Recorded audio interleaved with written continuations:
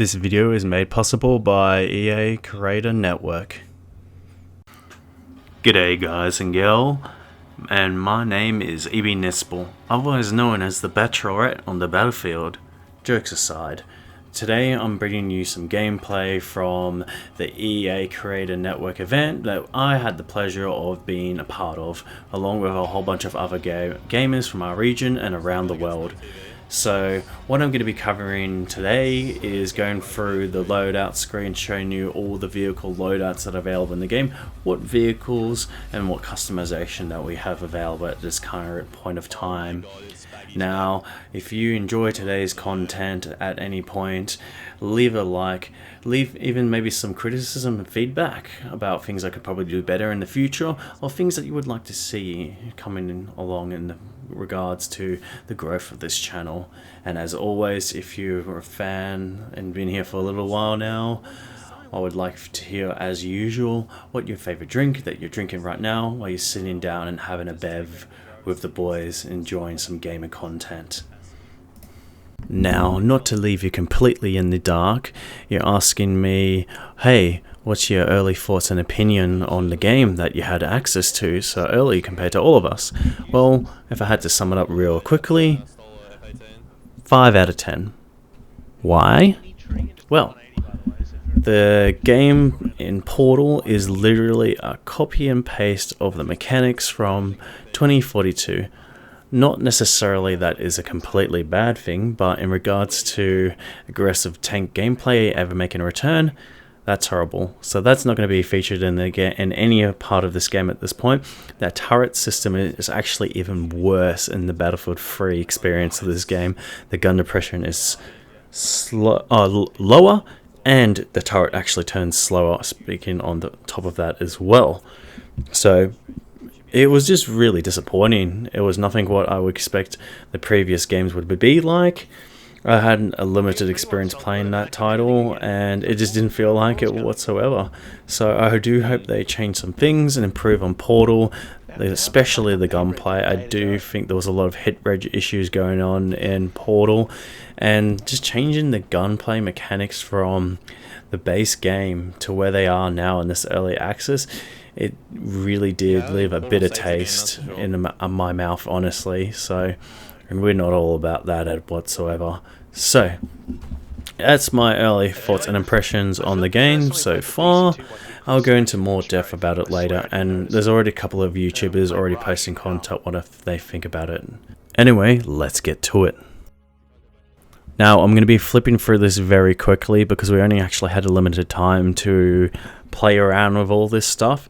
So if there's something that really interests you and I'm moving too fast, I recommend just slowing down the video speed for this, or just pausing the video and just reading the description, as you can see as I fly over each option that we have here. We're covering Battlefield 3 first. You can see I looked at the jet and the scout chopper, which are basically almost the same from previous games. One thing I did notice that you couldn't really change the optics, which I don't mind at this point in time, but I do think there needs to be something added to the game or fixed to allow more aggressive vehicle gameplay so they can get into the thick of it a bit more. We go to the transport vehicles. The transport vehicles are pretty just straightforward. When we get to the 2042 transport vehicles, I highly recommend for you guys to actually pay attention. This is the loadout that we have for the attack chopper in the base game.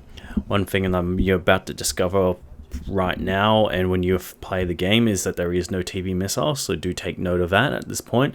They said they will introduce things if there's probably enough demand, but I just don't see the TV missile coming into the base game anytime soon, unfortunately. You saw that they have the standard loader for the AA, and we've got the heavy transport vehicles as well. The vehicles are pretty much mirrored. I'm pretty sure you also just noticed there that there was the Apache instead of the Viper. You could call that, cutting corners short and not going to the full extent of what Battlefield 3 was, missing certain vehicles in the game.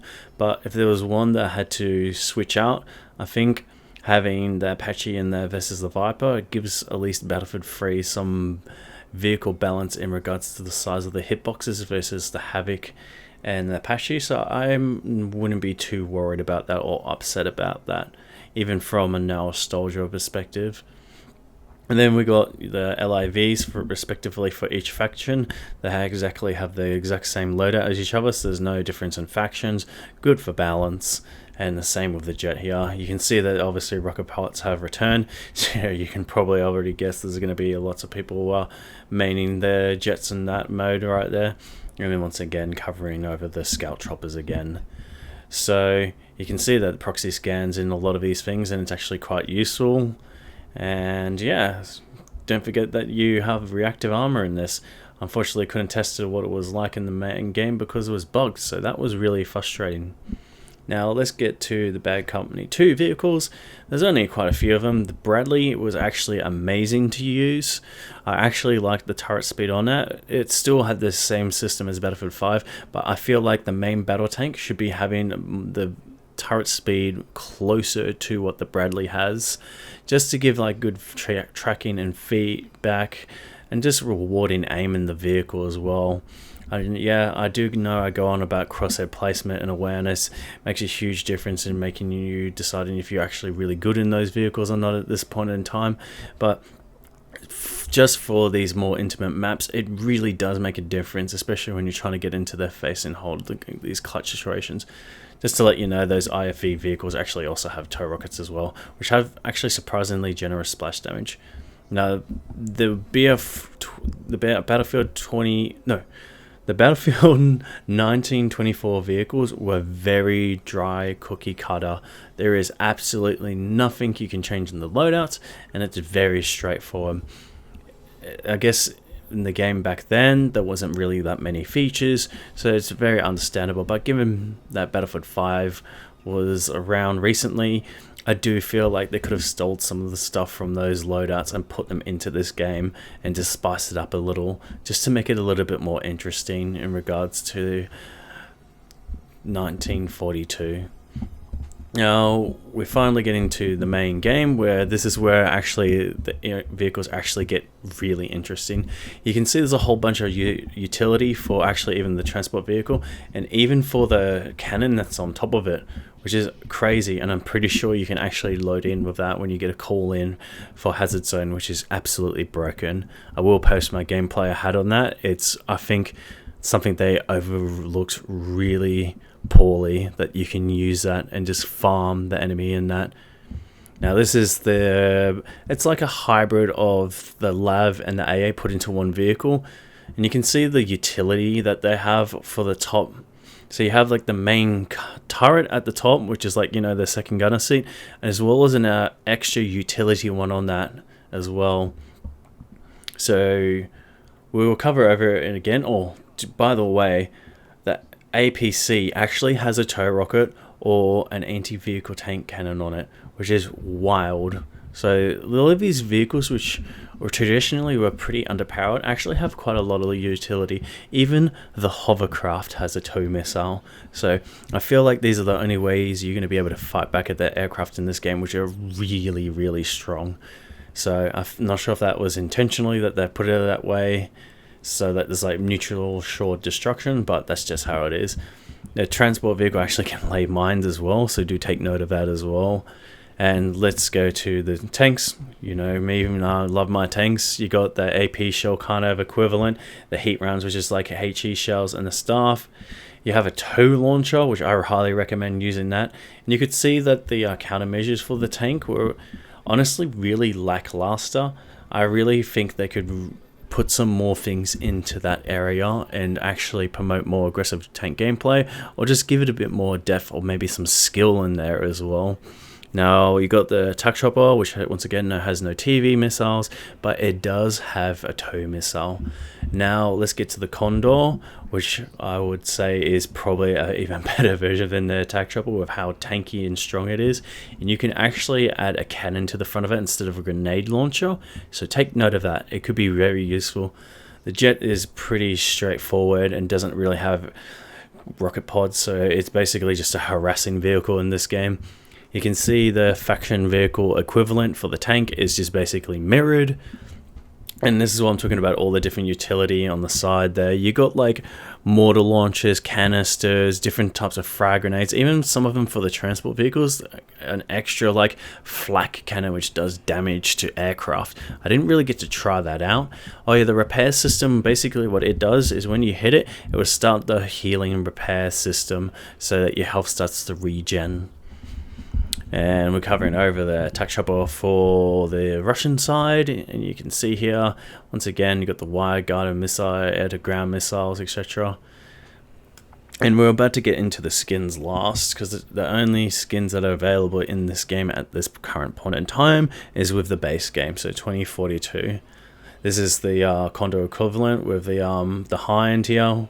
Just an absolute bit of a juggernaut. I'm not sure if the Hind and the Osprey can still ram enemy choppers and live, and that's the valid way to 1v1 the other chopper and aircraft. I hopefully hope that's not still a thing, because it was really cheesy. Now, just for the final last part, I am, for people that love the cosmetics, I'm showing you all the skins that are available. You'll just start to notice there's a extreme pattern between all these vehicle skins being exactly the same, but just printed on a different model.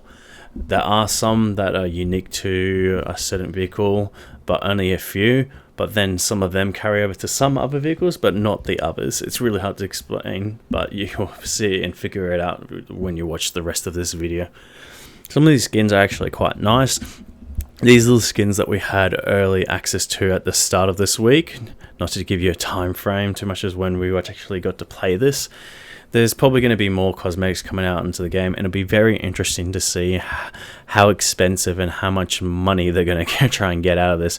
Well, how much money are they ever making this? I sincerely hope they put it back into the game, because honestly, at this point in time, long story short, I would rate this game out of 10, 5 out of 10 in my opinion here.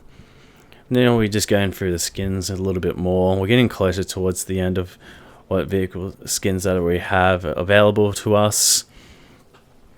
And while you're going through there, yeah, you can start to see now that there's a couple of more skins as well. You can also put some symbols on the side of the vehicle. I really was hoping that you might be able to make your own ones like you did in Battlefield 3 and 4 and Battlefield 1. I really wish that thing came back. I do understand that, you know, people inappropriately used it for certain things to taunt people and stuff like that.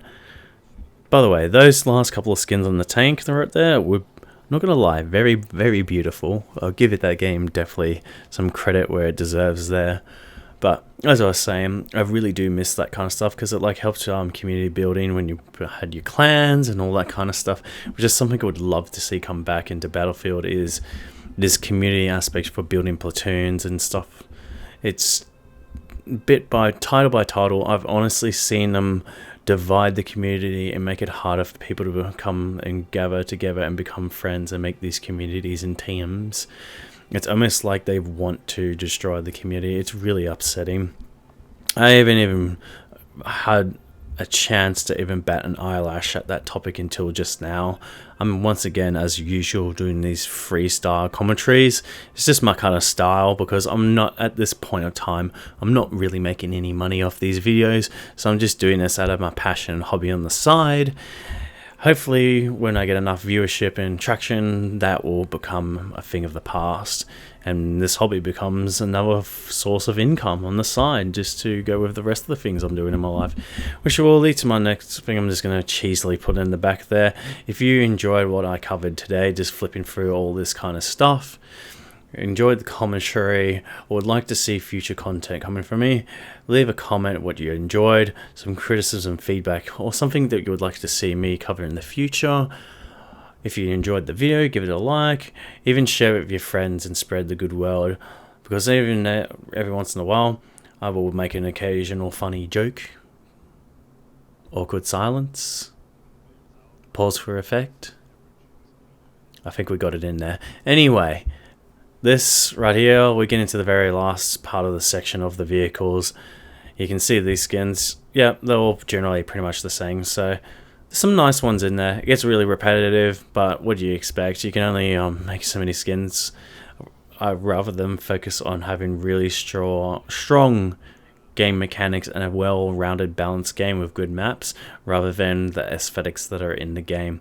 You can make this game look like Roblox, but if it's still found and has fundamentally strong FPS skill mechanics, you can count me in there.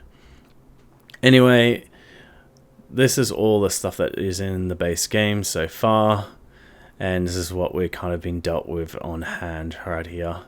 So what next videos I'll be covering is I'll probably put a Hazard Zone game out, full game of the Battle of the Bulge that I've recorded, and maybe some bloopers in the side as well, and also obviously doing my thoughts and opinions and reflections on the early access that we did have. Anyway, I'll see you guys in the next video and catch you later. Peace.